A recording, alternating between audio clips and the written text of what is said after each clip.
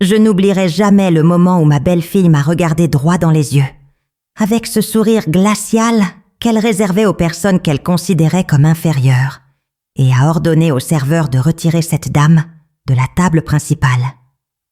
Cette dame, moi, Héloïse Beaumont, celle qui avait bâti de ses propres mains chaque pierre de ce château, qui avait transformé une propriété délabrée en l'un des lieux de réception les plus convoités de Bourgogne. Et moi, j'étais là, traitée comme une intruse dans mon propre salon, devant le maire de la ville, les hommes d'affaires les plus influents de la région et toute la haute société que j'avais cultivée pendant des décennies. Le silence qui a suivi était assourdissant. J'ai vu des regards confus, gênés et un peu de pitié. Mais ce qui m'a le plus brisé, ce n'était pas l'humiliation publique. C'était de voir mon fils, Thomas, mon fils unique, baisser les yeux et ne rien dire. Il tenait simplement la main de Camille, comme s'il cautionnait cette cruauté, comme si je n'avais vraiment aucun droit d'être là. Je suis ravie que vous soyez là. Si vous regardez cette vidéo, aimez-la et abonnez-vous à la chaîne.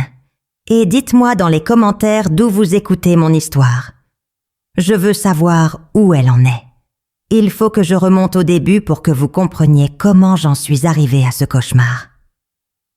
Mon mari, Henri Beaumont, est décédé il y a 5 ans, me laissant veuve à 53 ans.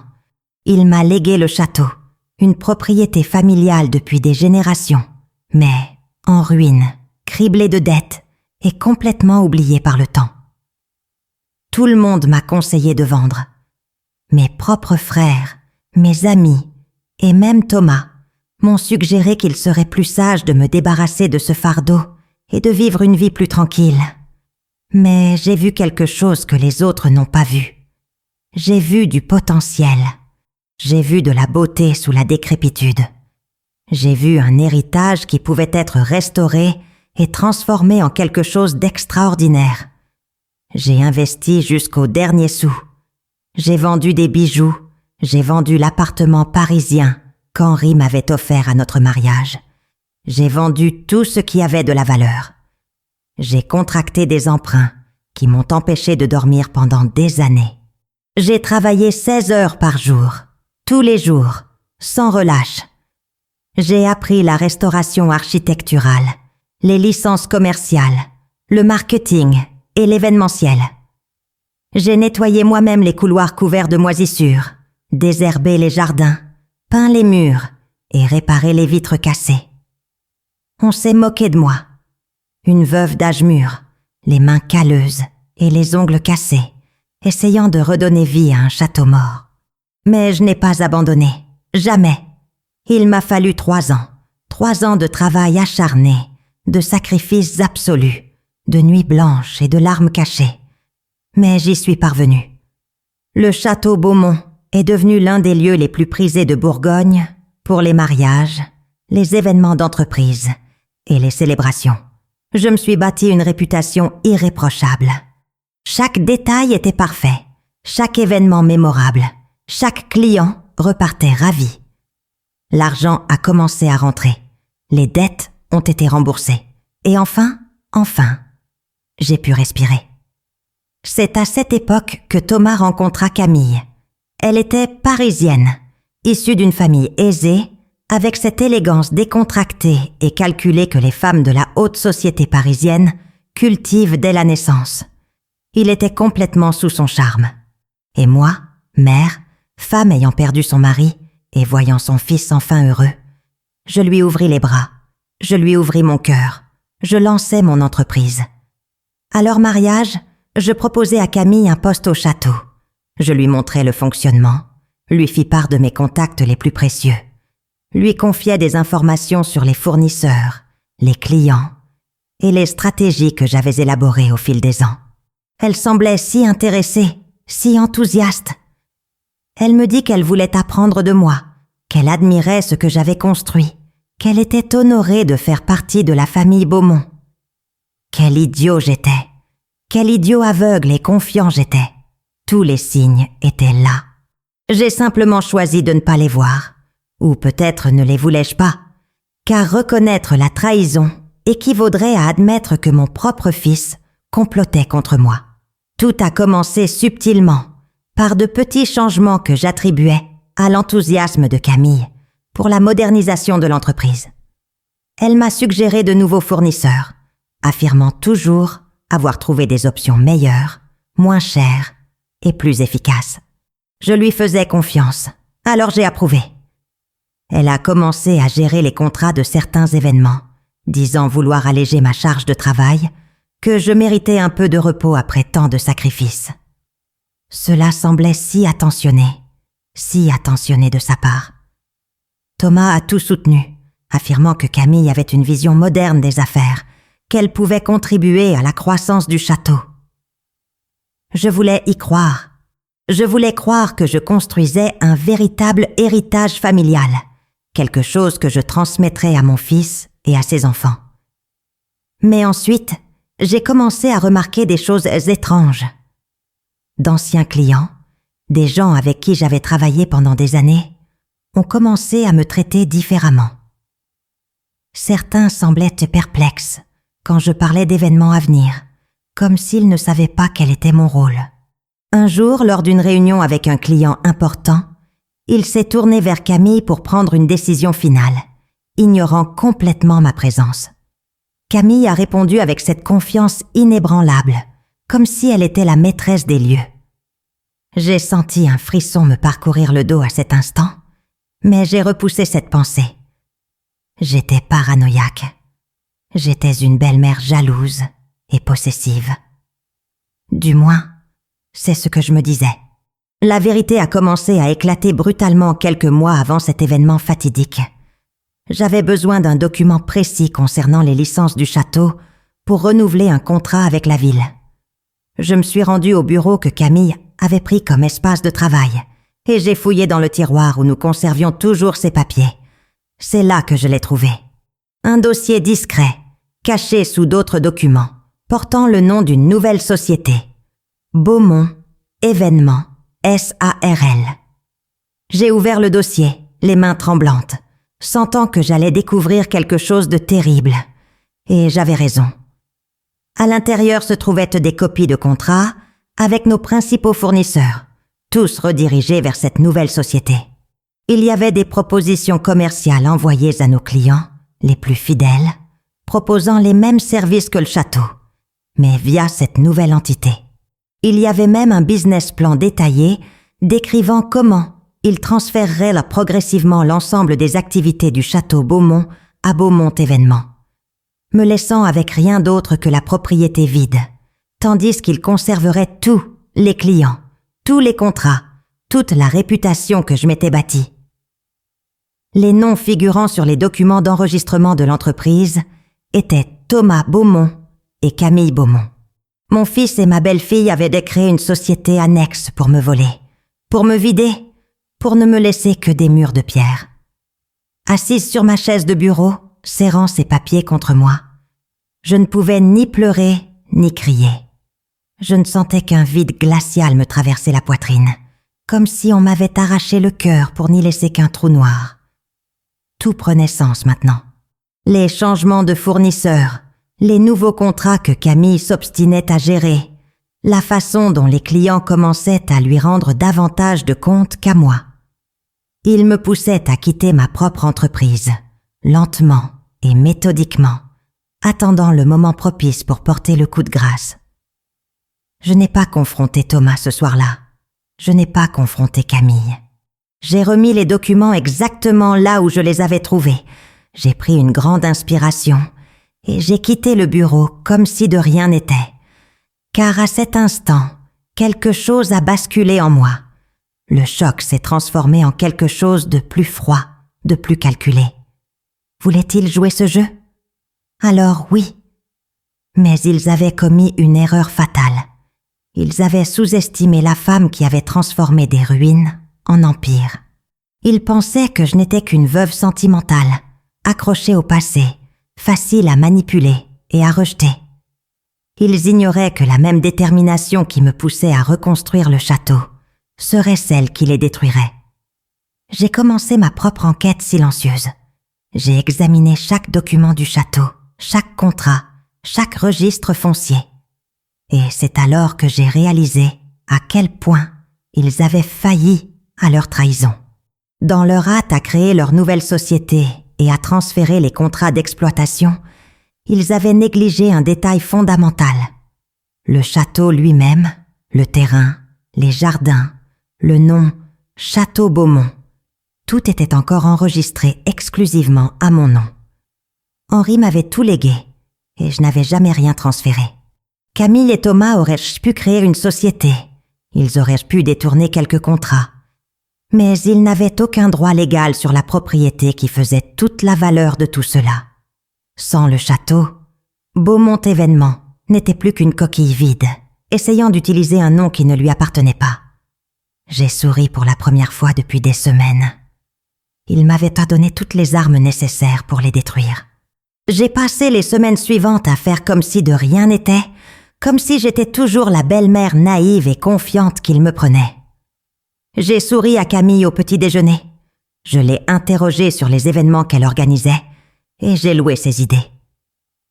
C'était une mise en scène digne d'une pièce de théâtre et chaque faux mot qui sortait de ma bouche était comme du verre à avaler. Mais j'avais besoin de temps. J'avais besoin de comprendre précisément l'ampleur de la trahison, combien de clients ils avaient déjà contactés, quels contrats étaient déjà compromis. Plus important encore, je devais élaborer un plan non seulement efficace, mais dévastateur. Je ne voulais pas simplement les arrêter. Je voulais qu'ils ressentent la même humiliation, le même vide glacial que j'avais ressenti dans ce bureau lorsque j'avais découvert la vérité. J'ai discrètement engagé un avocat spécialisé en droit des affaires et en droit immobilier. Pas un avocat local, mais un Lyonnais, sans attache avec la région et qui n'éveillerait pas les soupçons. Je lui ai apporté tous les documents que j'avais copiés, tous les actes de propriété, tous les contrats originaux du château. J'ai expliqué la situation avec des détails cliniques, sans émotion, comme si je signalais un problème technique et non la trahison de mon fils. L'avocat m'a écouté avec une attention croissante, prenant des notes, demandant des éclaircissements. Lorsque j'ai eu fini, il s'est adossé à son siège et m'a dit quelque chose que je n'oublierai jamais. Il m'a dit qu'en 25 ans de carrière, il avait rarement vu un cas où la partie trahie bénéficiait d'autant d'avantages juridiques. Ils avaient été si arrogants, si confiants dans mon ignorance, qu'ils n'avaient pas vraiment pris la peine de brouiller les pistes. Le plan que nous avons élaboré ensemble était simple en substance, mais brutal dans son exécution. Premièrement, nous avons documenté chaque violation, chaque contrat détourné grâce aux informations privilégiées du château, chaque client contacté tout en conservant accès à nos systèmes, chaque utilisation non autorisée du nom Beaumont et de la réputation du château au profit de la société annexe. Tout cela constituait non seulement un abus de confiance familiale, mais aussi de graves violations de la propriété intellectuelle et de concurrence déloyale. Deuxièmement, nous avons préparé des mises en demeure pour tous les fournisseurs et clients contactés par Beaumont Événement, précisant clairement que tout contrat conclu par l'intermédiaire de cette société utilisait de la propriété intellectuelle volée. Troisièmement, et surtout, nous avons planifié le moment de la révélation. Ce ne serait ni privé, ni au tribunal. Ce serait public, douloureux et inoubliable.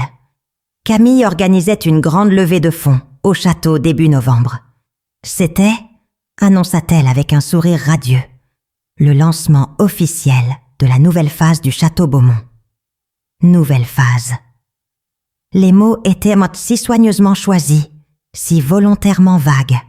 Ce qu'elle voulait dire en réalité, c'était que ce serait le lancement de la phase où je ne jouerais plus aucun rôle, où je serais réduit à l'état de figure de proue, voire, pire, complètement effacé.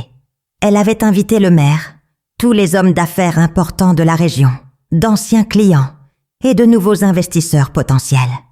Ce serait le soir où Camille et Thomas s'imposeraient comme les véritables propriétaires de l'Empire Beaumont. Du moins, c'est ce qu'ils croyaient. Quand j'ai vu la liste des invités, quand j'ai compris l'ampleur de l'événement qu'elle préparait, j'ai su que c'était le moment idéal.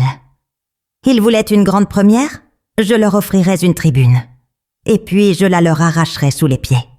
Les jours précédant l'événement, Camille était radieuse. Je ne l'avais jamais vue aussi enthousiaste, aussi confiante. Elle examinait chaque détail avec obsession, s'assurant que tout était parfait. Thomas semblait également plus léger, comme si un poids avait été enlevé de ses épaules. J'ai réalisé, avec une douleur intense que j'ai tenté d'ignorer, que ce poids, c'était moi. Ils étaient heureux, car ils croyaient être enfin débarrassés de moi. Lors du dîner, quelques jours avant l'événement, Camille a même eu l'audace de me remercier pour tout ce que je lui avais appris, se disant impatiente de faire passer le château au niveau supérieur. Le faire passer au niveau supérieur, comme si j'avais échoué, comme si mon travail n'avait été que le fondement de la véritable grandeur qu'elle allait apporter. J'ai souri et lui ai dit que j'étais sûre que ce serait une soirée mémorable. Et elle le serait, mais pas pour les raisons qu'elle imaginait. Pendant ce temps, en coulisses, mon avocat finalisait tous les documents juridiques.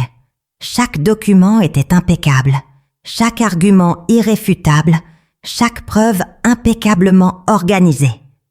Mais il me manquait un dernier élément pour que la révélation soit parfaite. J'avais besoin du maire. Il fallait qu'il soit au courant de la situation, qu'il comprenne ce qui se passait et qu'il accepte de participer à l'heure de vérité. J'ai organisé un entretien privé avec lui, muni de copies de tous les documents pertinents. Le maire était un homme de principe, quelqu'un qui avait travaillé avec moi depuis le début de la restauration du château, quelqu'un qui connaissait mon histoire. Lorsque je lui ai montré ce que Camille et Thomas faisaient, lorsque je lui ai expliqué comment ils avaient tenté de me voler en utilisant la réputation que je m'étais bâtie au prix de mon sang et de mes larmes, j'ai lu une indignation sincère sur son visage. Il a immédiatement accepté de m'aider. Plus encore, il était personnellement offensé par leur audace. Le plan était bouclé. Il ne restait plus qu'à attendre le soir de l'événement. Le soir de l'événement arriva sous un ciel clair et étoilé. Le genre de nuit qui rendait le château Beaumont absolument magique. Des lumières dorées illuminaient les fenêtres gothiques. Les jardins étaient impeccablement entretenus et la salle de bal principale avait été transformée en un décor féerique. Camille s'était vraiment surpassée. Chaque détail était parfait. Des fleurs importées à l'orchestre de chambre, jouant doucement dans un coin de la pièce. Les invités commencèrent à arriver à 20h, hommes en smoking impeccable et femmes en robe haute couture. Je reconnus de nombreux visages, des personnes avec qui j'avais travaillé pendant des années, des personnes qui avaient célébré leurs plus beaux moments dans ce château. Certains m'accueillirent chaleureusement, d'autres avec une certaine hésitation, comme s'ils ne savaient même pas exactement quel rôle j'y occupais désormais. Cette incertitude était précisément celle que Camille avait délibérément cultivée ces derniers mois. J'étais vêtue d'une élégante robe bleu marine, simple mais raffinée, avec le collier de perles qu'Henri m'avait offert pour nos 20 ans de mariage. Je gardais mon air serein, mon sourire poli, circulant dans la salle comme n'importe quel autre invité. Camille était resplendissante dans sa robe rouge qui devait coûter une fortune, accueillant les invités avec l'assurance radieuse de celle qui croit que le monde s'incline enfin à ses pieds. Thomas se tenait à ses côtés, élégant et souriant, jouant parfaitement le rôle du jeune homme d'affaires prospère. Lorsque nos regards se croisèrent, il hocha brièvement la tête. Mais il y avait quelque chose dans son regard, une froideur jamais présente auparavant. Mon fils, l'enfant que je portais dans mon ventre, que j'avais élevé seul après la mort de son père, me regardait comme un étranger gênant. Le dîner fut servi à 9h précises. Les tables étaient élégamment disposées dans toute la salle, chacune décorée de compositions florales raffinées et d'argenterie étincelante. C'est alors que le premier coup dur se fit sentir, ce moment que j'évoquais au début de cet article. On me dirigea vers une table au fond de la salle, à l'écart de la table principale, où Camille, Thomas et le maire devaient se prendre place. J'acceptais sans protester, observant Camille sourire de satisfaction en me voyant me diriger vers ma table. Mais ensuite, sur un coup de tête que je ne parviens pas à expliquer complètement à ce jour, peut-être une dernière étincelle de rébellion avant l'exécution finale de mon plan, je décidai quand même de m'asseoir à la table principale. Je tirai simplement une chaise libre à côté du maire et m'assis, le saluant chaleureusement. Le maire me rendit mon salut d'un signe de tête respectueux, suivant parfaitement le scénario convenu, quelques jours auparavant. C'est alors que Camille comprit. Je vis l'instant précis où elle remarqua ma présence à la table d'honneur. Son expression changea instantanément, son masque d'hôtesse charmante se fissurant pour révéler quelque chose de bien plus laid. Elle s'approcha rapidement, son faux sourire toujours plaqué au visage, mais ses yeux brûlants d'une colère à peine contenue. Elle se pencha vers moi, d'une voix basse mais sèche, et me dit qu'il y avait une erreur, que ce n'était pas ma place, que je devais être à une autre table. Je répondis calmement que j'étais parfaitement à l'aise là, à côté d'un vieil ami. Le maire, fidèle à notre accord, resta silencieux, observant la scène avec un intérêt étudié. La tension à la table était palpable. Certains convives commencèrent à remarquer que quelque chose clochait, les conversations autour d'eux s'éteignant sous les regards curieux tournés vers nous. C'est alors que Camille perdit contenance. Elle se redressa, leva la main et appela l'un des serveurs d'un claquement de doigts impérieux. Lorsque le pauvre homme s'approcha, visiblement mal à l'aise, elle me désigna du doigt et me dit, assez fort pour que la moitié de la salle l'entende, de faire sortir cette dame de la table principale, que je n'étais pas à ma place, que je causais de l'embarras. Cette dame. Ces mots résonnèrent dans la salle comme un coup de feu. Le silence qui suivit fut absolu. Même l'orchestre cessa de jouer. Tous les regards étaient désormais rivés sur notre table, regardant la belle-mère se faire expulser par sa belle-fille, témoin de mon humiliation publique. Je vis Thomas s'enfoncer un peu plus dans son fauteuil, les yeux rivés sur l'assiette devant lui, incapable de me regarder en face. Il n'allait pas me défendre. Il n'allait pas dire un mot pour ma défense. À cet instant, quelque chose en moi s'éteignit définitivement. Ni la colère, ni la détermination, mais la dernière lueur d'espoir que mon fils avait encore un peu de décence. Le serveur se figea, visiblement incertain de la conduite à tenir. Le maire rompit enfin le silence, d'une voix calme mais chargée d'autorité. Il dit qu'il vaudrait peut-être mieux continuer le dîner et régler les éventuels malentendus plus tard. Camille ouvrit la bouche pour protester, mais le maire l'interrompit gentiment, lui suggérant de regagner sa place. Elle obtempéra, mais son regard était empreint de venin. Je croyais avoir gagné. Je croyais que cette humiliation publique m'avait remis à ma place une fois pour toutes. Je lui souris, un petit sourire triste, et la confusion se lut sur son visage avant qu'elle ne détourne le regard. Elle ne comprenait pas pourquoi je ne pleurais pas, pourquoi je ne fuyais pas la pièce de honte.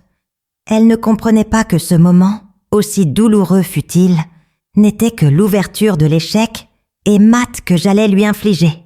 Le dîner se déroula dans un silence tendu et inconfortable. Les conversations étaient forcées, ponctuées de regards furtifs dans ma direction. Je mangeais calmement, savourant chaque plat avec attention, le cœur battant la chamade. Après le dîner, place au discours. Camille monta sur la petite scène installée dans la salle de bal, micro à la main, son sourire radieux revenant sur son visage comme si la scène gênante de quelques minutes auparavant n'avait jamais eu lieu. Elle remercia tout le monde de sa présence et raconta avec éloquence l'histoire du château Beaumont, la transformation de la propriété en l'un des lieux les plus prestigieux de la région. Elle employa des mots comme renouveau, modernisation, nouvelle vision. Elle ne mentionna pas mon nom une seule fois. C'était comme si les 5 dernières années de travail acharné, de sacrifice absolu et de nuit blanche n'avait tout simplement pas existé. Comme si le château s'était transformé comme par magie, sans que personne en particulier n'ait versé sang, sueur ou larmes pour y parvenir. Thomas prononça également un bref discours, remerciant partenaires et clients, et évoquant les projets prometteurs pour l'avenir de Beaumont Événements. Là encore, aucune mention ne fut faite de la femme qui avait rendu tout cela possible. Le maire fut ensuite invité à monter sur scène. Camille le présenta avec effusion, s'attendant visiblement à un discours de soutien, voire à une reconnaissance officielle de la nouvelle direction du château. Le maire monta sur scène avec cette allure digne que cultivent les politiciens français, ajusta ses lunettes et sortit quelques papiers soigneusement pliés de la poche intérieure de sa veste. Mon cœur battait la chamade. Il était temps. Il commença avec convenance, vantant la beauté de l'événement, l'importance du château Beaumont pour la région et la valeur culturelle et économique que représentait la propriété. Camille sourit à Thomas, rayonnant de satisfaction. Puis le maire changea de ton. Il déclara qu'en tant que représentant officiel de la commune, il avait une importante responsabilité ce soir-là.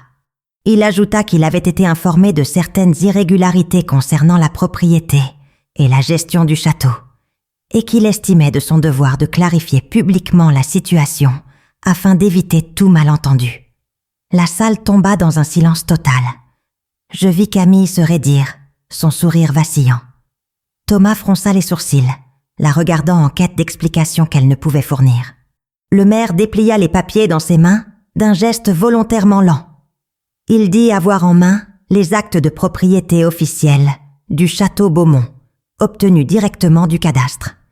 Il expliqua qu'en raison de communications confuses reçues récemment concernant des changements de direction et de propriétaire, il avait pris l'initiative d'examiner personnellement les documents officiels. Puis, avec une clarté bouleversante, il lut à voix haute. Propriétaire enregistré du château Beaumont, y compris l'ensemble du parc, des jardins, des bâtiments principaux et des dépendances. Héloïse Beaumont. Nom unique inscrit au registre. Pas de copropriétaire, pas de transfert, aucun changement depuis le décès d'Henri Beaumont 5 ans auparavant. L'impact fut immédiat et viscéral. J'entendis les murmures résonner dans la salle, vis les têtes se tourner vers moi, l'air surpris et confus. Camille était pâle, les mains agrippées au bord de la table comme si elle avait besoin d'un appui pour ne pas tomber. Thomas me regarda pour la première fois de la soirée avec une réelle attention, et je vis la panique monter dans ses yeux, tandis qu'il commençait à saisir l'ampleur de leur erreur. Le maire poursuivit, implacable. Il expliqua avoir également été informé de l'existence d'une société récemment immatriculée, Beaumont Événements SARL, qui organisait apparemment des événements en utilisant les installations et la réputation du château Beaumont. Il déclara qu'après consultation des autorités compétentes, il était apparu clairement que cette société n'avait aucune autorisation légale du propriétaire pour utiliser le nom Beaumont ou les installations du château à des fins commerciales. De plus, il précisa que plusieurs contrats avaient été signés grâce à des informations privilégiées et des contacts obtenus grâce à un accès non autorisé au système et aux archives du château. C'est alors que le maire a regardé Camille et Thomas droit dans les yeux et a prononcé les mots que j'attendais depuis des semaines. Il a déclaré que la propriétaire légitime, Madame Héloïse Beaumont, avait informé les autorités de ces irrégularités et que des mesures juridiques appropriées étaient prises pour protéger ses droits de propriété intellectuelle et faire cesser toute activité non autorisée menée par Beaumont Événements. Il a ajouté que tous les contrats conclus par l'intermédiaire de cette société, utilisant le nom ou les installations du château Beaumont sans l'autorisation expresse du propriétaire, étaient nuls de plein droit.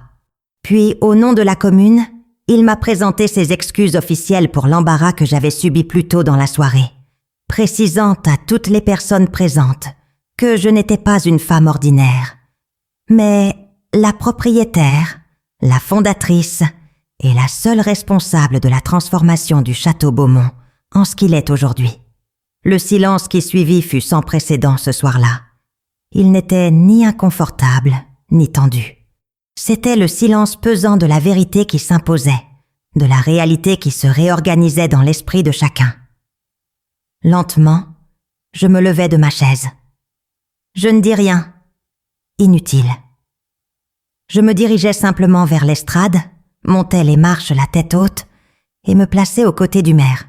Je contemplais la salle pleine de visages familiers, les invités qui avaient assisté à mon humiliation et qui assistaient maintenant à ma justification. Puis je regardais Camille et Thomas. Elle pleurait, des larmes de rage et d'humiliation coulèrent sur son visage soigneusement maquillé, ruinant le masque de perfection qu'elle avait si méticuleusement construit. Thomas fixait simplement le sol, incapable de soutenir mon regard, les épaules voûtées, comme s'il supportait tout le poids de la honte qu'il avait dû ressentir. J'ai pris le micro des mains du maire et j'ai enfin pris la parole. J'ai déclaré que le château Beaumont avait été construit avec amour, sacrifice et des années de travail acharné. J'ai dit que j'avais transformé des ruines en beauté, non pas pour ma gloire personnelle, mais pour créer un héritage, un patrimoine que je pourrais transmettre avec fierté. J'ai dit que j'avais fait confiance, que j'avais cru, que j'avais ouvert mon cœur et mon entreprise à ceux que j'aimais, et que cette confiance avait été trahie de la manière la plus cruelle qui soit. Mais j'ai aussi dit que cette trahison ne m'avait pas brisée. Elle m'avait appris quelque chose. Elle m'avait montré que la vraie valeur ne réside pas dans ce que l'on peut prendre aux autres, mais dans ce que l'on peut construire de ses propres mains et avec sa propre détermination. J'ai remercié les clients fidèles qui m'ont soutenu au fil des ans, et j'ai assuré à tous que le château Beaumont continuerait à fonctionner avec la même excellence, comme toujours, et que toute personne ou entreprise qui tenterait d'utiliser son nom ou sa réputation sans autorisation en subirait toutes les conséquences juridiques. Je suis descendu de scène et j'ai quitté la salle sans me retourner. Je n'avais besoin de rien voir d'autre. Justice avait été rendue, non par la violence ou une vengeance mesquine, mais par la vérité, l'état de droit et la révélation publique de leur propre cupidité et de leur arrogance. Dans les mois qui ont suivi, les conséquences ont été exactement celles que j'avais prédites. Beaumont. Événement a été officiellement dissoute à la suite d'une action en justice, intentée par mon avocat pour détournement de propriété intellectuelle et concurrence déloyale. Thomas et Camille ont divorcé moins de 6 mois plus tard. La pression de la honte publique et les conséquences financières ayant détruit ce mariage bâti sur le mensonge et la cupidité. Camille était retournée à Paris, d'où elle n'aurait jamais dû partir. Et j'ai entendu dire qu'elle travaille dans l'événementiel d'entreprise, un poste bien en deçà de l'empire qu'elle pensait me voler. Quant à Thomas, mon fils, il a tenté de s'excuser des semaines après les faits. Il est arrivé au château un après-midi, les yeux cernés et l'air de remords qui aurait même pu paraître sincère. Il m'a dit qu'il avait été influencé, que Camille l'avait convaincu, qu'il n'avait jamais vraiment voulu me faire de mal. J'ai écouté en silence, observant l'homme qu'était devenu mon fils, et j'ai réalisé que je n'éprouvais plus de colère. Je ressentais seulement une profonde tristesse et un immense épuisement. Je lui ai dit que je lui pardonnais, car garder rancune serait comme porter des pierres dans mon cœur. Mais je lui ai aussi dit que pardonner ne signifiait pas oublier, et que la confiance, une fois brisée comme il l'avait été, ne pourrait jamais être complètement restaurée. Il n'aurait plus aucun rôle au château. Il n'aurait plus accès à mes affaires, ni à ma vie professionnelle. Il était mon fils, et le serait toujours, mais il n'était plus mon associé, mon confident, ni mon héritier. Aujourd'hui, 3 ans après cette nuit-là, le château Beaumont est plus prospère que jamais. J'ai trouvé de nouveaux partenaires, des personnes authentiques qui valorisent l'intégrité et le travail acharné. J'ai embauché une jeune directrice, Sophie, qui me rappelle tellement moi-même à mes débuts, pleine de rêves et de détermination. Je lui transmets tout ce que je sais, mais cette fois avec des contrats clairs, des limites établies et des protections juridiques à chaque étape. J'ai appris que générosité n'est pas forcément synonyme de naïveté et que confiance n'est pas synonyme d'aveuglement.